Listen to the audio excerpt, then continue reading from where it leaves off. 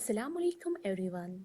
I'm Taiba, member of Mental Health Awareness Program organized by Takhliqee. So, I'll be talking about the difference between the mental illness and physical illness.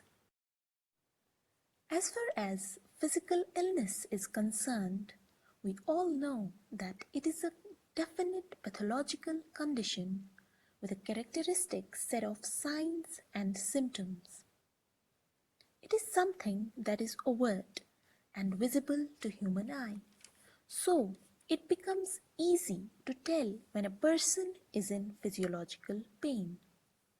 But mental illness, if defined, is a condition affecting one's feeling, thinking, and behavior. It is psychogenic, or we can say psychological in nature. Also, one's thinking, feeling is usually covert or hidden. So, it becomes difficult to tell when a person is suffering from mental illness. Even though behavior is overt and mental illness comes with signs and symptoms too, people mostly ignore it, thinking it will go on its own. Being sad once in a while is normal, but having mental illness like depression, anxiety disorder, schizophrenia, etc., is a psychological condition, each with its own characteristic set of signs and symptoms. So, no matter what, we cannot ignore mental illness. It can never go on its own. Like physical illness, it is also real and needs treatment. But sadly, due to contradictory perception regarding mental illness and physical illness, seeking treatment is not as easy as it seems.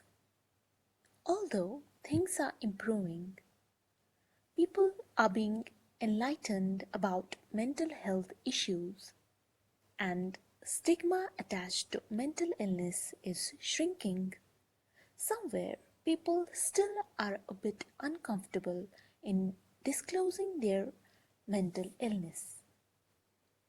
It is mostly due to the discrimination or unwanted social or occupational consequences that follow. So, the change in attitude of people regarding physical illness and mental illness, putting both on the same scale, will do a lot. Coming to a detailed description about mental illness, as already discussed, it is a condition affecting one's feelings, thinking, and behavior. It happens because one's thinking, feeling, and behavior are all interconnected processes. So, if one's thinking is affected negatively, it shows up in one's feelings and hence behavior too. Many people have mental health concerns from time to time. But a mental health concern becomes a mental illness when ongoing signs and symptoms cause frequent stress and affect one's ability to function. Although different mental disorders come with different signs and symptoms, the underlying characteristics of mental illness are same. So, one of the characteristics of mental illness is that it affects one's ability to function, either partially or completely. A mental illness also makes one feel miserable and causes problems in daily life, such as at school or work or in relationships.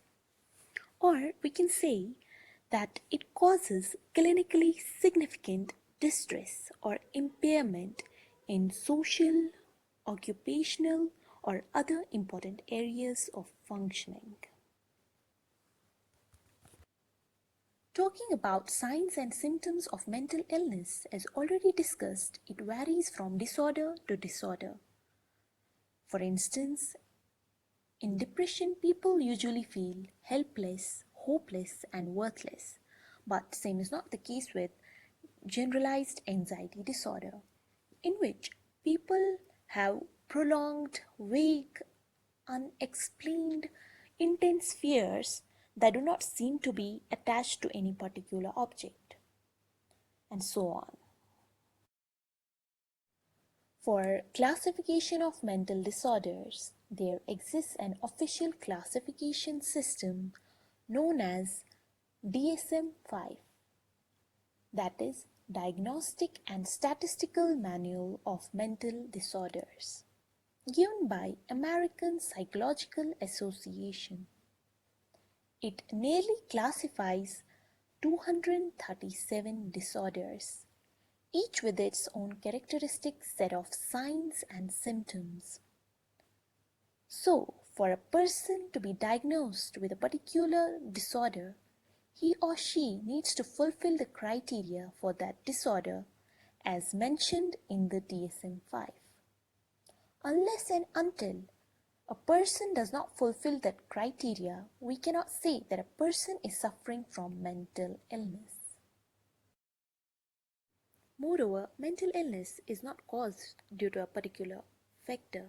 It can be caused by a variety of genetic and environmental factors. For instance, if a particular disorder runs in the family, there is a high scope that it will pass on to the children too. Even though genetic contribution of each disorder varies, but still it can be one of the factors. Or environmental factors like early deprivation or trauma, childhood abuse, marital discord and divorce, inadequate parenting styles, low socioeconomic status, and so on can also cause mental illness. In most cases, symptoms can be treated with a combination of various psychological therapies and medications. Different disorders demand different treatments.